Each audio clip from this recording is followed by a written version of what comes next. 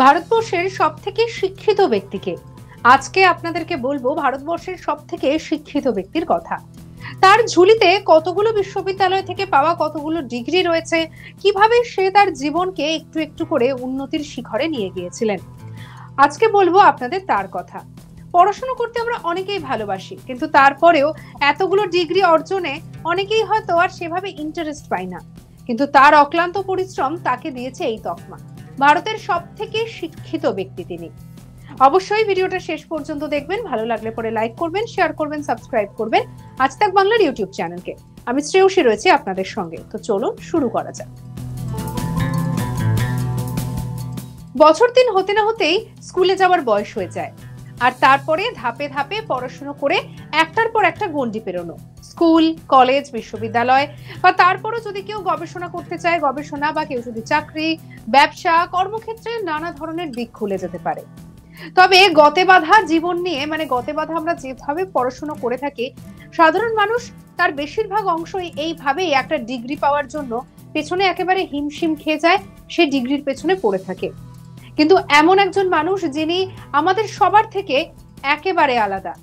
বলা ভালো, তার কাছে এই বিভিন্ন ডিগ্রি পাওয়া, বিভিন্ন বিশ্ববিদ্যালয়ে গিয়ে পড়াশুনো করা, এই সমস্ত সবকিছুই যেন ছিল তার বায়ে হাত কা খেল। কার কথা বলছি? আজকে অবশ্যই ভিডিওটা তাকে নিয়ে, শ্রীকান্তকে নিয়ে। শ্রীকান্ত জিচকার। এই জিচকার কে? শ্রীকান্ত জিচকার কে? অবশ্যই তার সম্পর্কে আজকে আপনাদেরকে বলবো।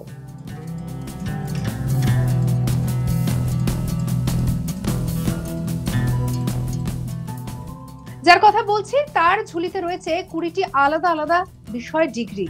এমনকি তিনি 42টি বিশ্ববিদ্যালয়ে গিয়েছেন, সেখানে তিনি পড়াশুনো করেছেন, এবং তারপরে তার সে অসাধ্য সাধন তাকে এনে দিয়েছে একটার পর একটা ডিগ্রি বিভিন্ন বিশ্ববিদ্যালয় থেকে। জানা যায় যে এই যে শ্রীকান্ত জিচকার, তিনি হলেন ভারতের সবথেকে শিক্ষিত ব্যক্তি। তার যখন বয়স মাত্র 25 বছর, তখনই তার ঝুলিতে এসে গিয়েছিল 14টি ডিগ্রি, এবং তার তালিকাভুক্ত হয়েছিল লিমকা বুক অফ রেকর্ডসে। আজও তিনি দেশের সবথেকে শিক্ষিত ব্যক্তির খেতাব ধরে রেখেছেন। শ্রীকান্তের বেশিরভাগ তার পড়াশোনার ক্ষেত্রে তার যে সমস্ত ডিগ্রি তিনি পেয়েছিলেন, কোথাও কিন্তু এমন নয় যে তিনি কোনো রকমে পাশ করেছিলেন, বরঞ্চ প্রত্যেকটা ক্ষেত্রেই তিনি প্রথম স্থান অর্জন করেছিলেন। অনেক ক্ষেত্রেই যেমন জানা যায়, এবং জানা যায় যে এই প্রথম স্থান অর্জন করার পাশাপাশি তার মেরিটের কারণে স্বর্ণ পদক পর্যন্ত জিতে নিয়েছিলেন তিনি। 1954 সালে 14ই সেপ্টেম্বর নাগপুরের এক মারাঠা পরিবারে জন্ম হয়েছিল শ্রীকান্ত। দ্বাদশ শ্রেণীতে পড়াশোনার পর তিনি নাগপুর থেকে সেখানকার এক মেডিকেল কলেজ থেকে প্রথমে এমবিবিএস অর্থাৎ ডাক্তারি ডিগ্রি লাভ করেন। তারপরে তিনি এমডি করেন। চিকিৎসা বিজ্ঞানে সফলভাবে তিনি পড়াশোনা করে তিনি একেবারে উন্নতির শিখরে উঠে যেতে শুরু করেন। স্নাতকোত্তর ডিগ্রি অর্জনের পর শ্রীকান্ত তখন ভাবতে লাগলো যে এই ডিগ্রিটা তো পেয়ে গেছি, এবারে তার পড়াশুনো, তার ইন্টারেস্টের জায়গা হয়ে দাঁড়ালো আইন, অর্থাৎ ল। এরপর তিনি এই আইন নিয়ে পড়াশোনা করতে শুরু করলেন। এরপর একটার পর একটা ডিগ্রি, কখনো বিজনেস ম্যানেজমেন্ট, কখনো সাংবাদিকতা, বিভিন্ন জিনিস নিয়ে তার পড়াশোনার প্রতি অগাধ আগ্রহ।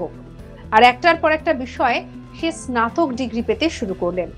এছাড়াও জানা যায় যে সংস্কৃততে ডক্টরেট অফ লিটারেচার অর্থাৎ ডিলিট পান এই শ্রীকান্ত।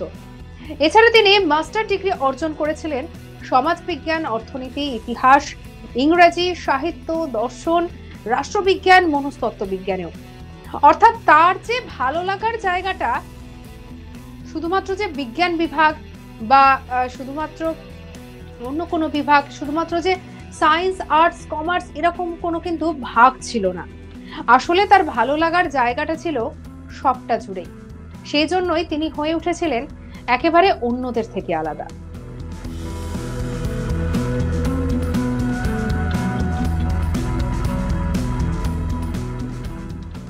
আপনাদের তো এই পড়াশোনা সম্পর্কে বলছি, তার এইভাবে এগিয়ে চলা, তার জীবনের এরকম একটা বিষয় সম্পর্কে বলছি। তবে এমন অনেকে রয়েছে যাদের সত্যি কাজকর্ম মানুষের জীবনকে একেবারে অবাক করে তুলেছে। আপনারা কি কখনো হ্যাপি হ্যাকারের কথা শুনেছেন? যিনি পড়াশোনায় প্রচন্ড ভালো ছিল এবং সে শুধু হ্যাক করে বেড়াতো। শোনা যায় যে তার হ্যাকিং ক্ষমতা এমনই ছিল যে বড় বড় সাইটকে নিমেষের মধ্যে তার হাতের মুঠোয় নিয়ে চলে আসা তার ক্ষেত্রে কোনো ব্যাপারই ছিল না, কিন্তু ধরা পড়ার পরেও তার মুখে থাকতো হাসি। এই হ্যাপি হ্যাকারের কথা যদি আপনারা জানতে চান, এর সম্পর্কে যদি আপনারা জানতে চান, তাহলে অবশ্যই আপনারা আই বাটনে ক্লিক করে দেখতে পারেন পুরো ভিডিওটা। এছাড়াও ডেসক্রিপশন বক্সে দেওয়া লিংক থেকে পেয়ে যাবেন। তো যেটা বলছিলাম, আপনাদেরকে বলছিলাম যে শ্রীকান্তর কথা। এই শ্রীকান্তর সম্পর্কে যে বলছিলাম, আমরা অনেকেই জানি, আবার আমরা অনেকেই জানি না। এবারে এই যে শ্রীকান্ত 24 বছর বয়সে শ্রীকান্ত ইন্ডিয়ান পুলিশ সার্ভিস অর্থাৎ আইপিএস পরীক্ষায় বসে উত্তীর্ণ হলেন। তারপরে টানা 2 বছর সেই পদে তিনি চাকরি করলেন। তারপরে তিনি মনে করলেন যে এবারে তিনি অন্য কোনো পরীক্ষা দেবেন। সবথেকে কঠিন সরকারি চাকরি ইন্ডিয়ান অ্যাডমিনিস্ট্রেটিভ সার্ভিসে বসলেন।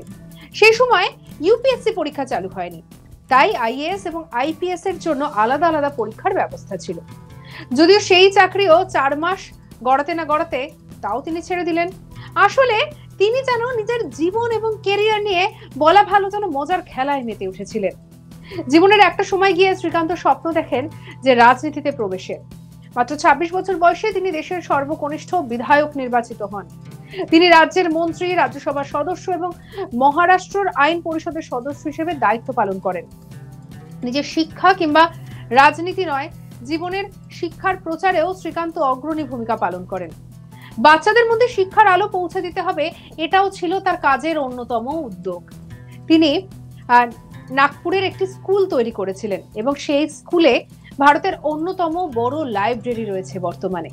সেখানে বইয়ের সংখ্যা প্রচুর, 52,000 বই রয়েছে সেখানে। এবং তার যে কৃতিত্ব বা তার এই সমাজকে দিয়ে যাওয়ার যে তার যে ইচ্ছে, তা যেন সত্যি সবকিছুকে ছাপিয়ে যায়। তারপর যে বলে না, কথায় বলে না যে ভালো মানুষরা বেশি দিন আমাদের মধ্যে থাকেন না, তারা খুব তাড়াতাড়ি আমাদের ছেড়ে চলে যান। শ্রীকান্ত জিচকারের ক্ষেত্রেও হয়েছিল সেই একই ঘটনা। মাত্র 49 বছর বয়সে 2004 সালে একটি পথ দুর্ঘটনায় তার মৃত্যু হয় এবং তার সঙ্গে সঙ্গেই ভারতের সবথেকে শিক্ষিত মানুষটা আমাদের কাছ থেকে হারিয়ে যান। শ্রীকান্তর ঘটনা একদিকে যেমন আমাদের অনুপ্রেরণা দেয়, তেমনি এটা বুঝতে শেখায় যে যদি নিষ্ঠা থাকে, একনিষ্ঠতা থাকে, যদি মন থেকে কিছু চাওয়া যায় এবং যদি পরিশ্রম করা যায়, তাহলে সফলতা আসবেই। বয়সটা কোনো বাধাই নয়, যে কোনো বয়সে যে কোনো কিছু করা যেতে পারে। শ্রীকান্তর তার এই মনোভাবাপন্ন মানসিকতা আমাদেরকে সেই দিকটাকেই বারবার নিয়ে যায়। কেমন লাগলো আপনাদের এই শ্রীকান্তর এই ঘটনা, ভারতবর্ষের সবথেকে শিক্ষিত ব্যক্তির জীবনী? যদি ভালো লেগে থাকে তাহলে অবশ্যই লাইক করবেন, জানাতে বলবেন না। কমেন্ট সেকশনে কেমন লাগছে আমাদের এই ধরনের কন্টেন্টগুলো সেটাও জানান। এছাড়াও সাবস্ক্রাইব করবেন। এছাড়াও অবশ্যই আপনাদের মতামত জানাবেন অন্যান্য খবর সম্পর্কে।